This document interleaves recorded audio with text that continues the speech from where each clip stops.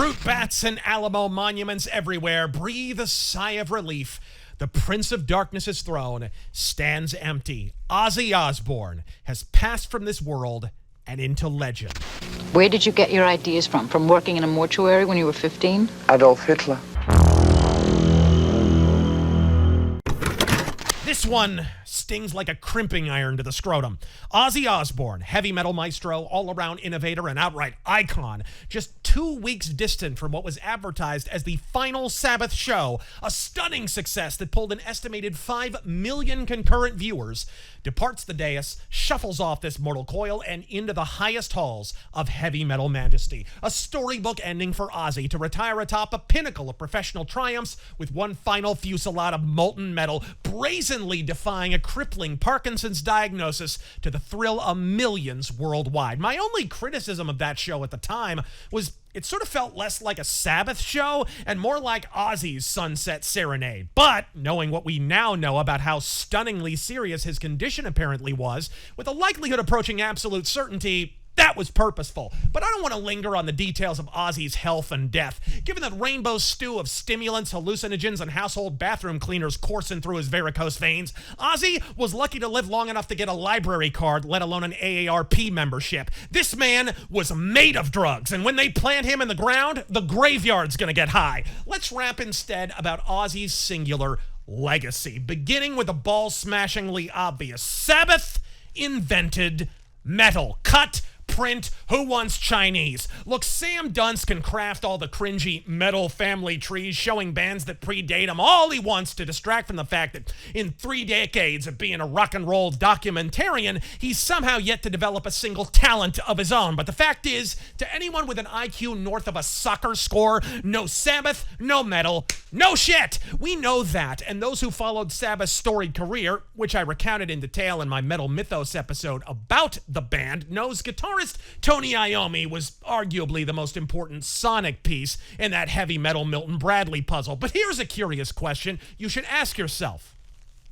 Can you think of any other singer in all of heavy metal, let alone one as singularly important to the invention of the genre as Black Sabbath happened to be, whose lead singer has yet to be outright cloned by some other clown? I mean, think about it for a beat. There's an army of Ian Gillans and entire regiments of Rob Halfords, some of whom can hit higher notes than either of those assholes ever could, even in their prime. Hell, even Lemmy has his own half-assed army of imitators. Venom, anyone? But name one swinging dick in the Western Hemisphere who sounds even remotely like Ozzy. Just one! And as I mentioned in my Mythos on the band, there's a very real reason for that. Most metal fans aren't even aware that when you really break it down, Ozzy isn't even a rock singer, let alone a metal one. From his back-of-the-throat bellowing to his vocal runs and melismatic note-bending, Ozzy's vocal style hasn't half a pube to do with heavy metal, but rather it harkens back to the band's blues origins as Earth.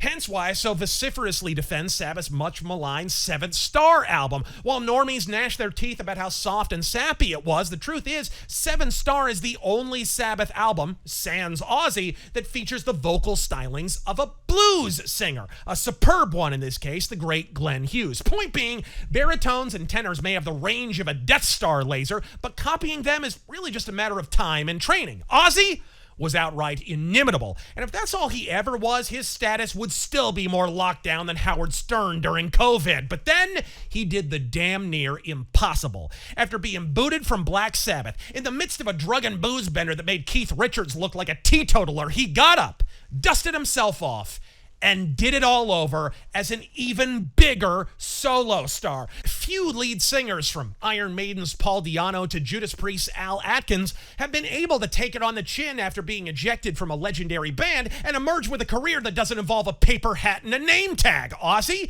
despite rocking a recent divorce and with blood that was 120 proof, assembled a solo band to rival the revolutionary Black Sabbath, initially entitled The Blizzard of Oz, abducting a brilliant brilliant guitarist by the name of Randy Rhoads out of a band called Quiet Riot, who were still a few years away from being the first ever heavy metal band to score a #1 Billboard single and enlisting an army of songwriters and collaborators to kick off an all-new career that in many ways eclipsed Sabbath's success. And if that sounds insultingly easy to you, try building one top 40 music career in the metal genre, let alone two. Ozzy was the Howard Stern of heavy metal. Not terribly talented on his own, but canny and clever enough to accrue the most monumental metal talents in the Milky Way, array them all around him, and print massive amounts of money. Whether or not any of that money actually made its way into the pockets of the musicians in question is a question best put to Jake E. Lee, Bob Daisley, or Dana Strum. And before you blame Sharon,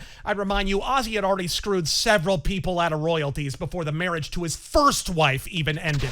Yeah, the only time that there was a clear offer was, I don't know, 2008, something like that. Oh, really? Yeah, when she called me, and would I be interested in doing some festivals with them and with the possibility of doing the next record with them. And I said, yeah, why not? I'm not doing anything. Yeah. But I said, I would like to clear up the one thing that still kind of gnaws at me, and I said I would like songwriting credit for the Bark at the Moon album, and I was very specific in that. I said I don't want any money. I can sign a contract that I don't retroactively get any kind of money, and that I don't make any money in the future off of this. I just want my name on it. And she said, okay, let me call you back tomorrow. She didn't, so I took that as a no.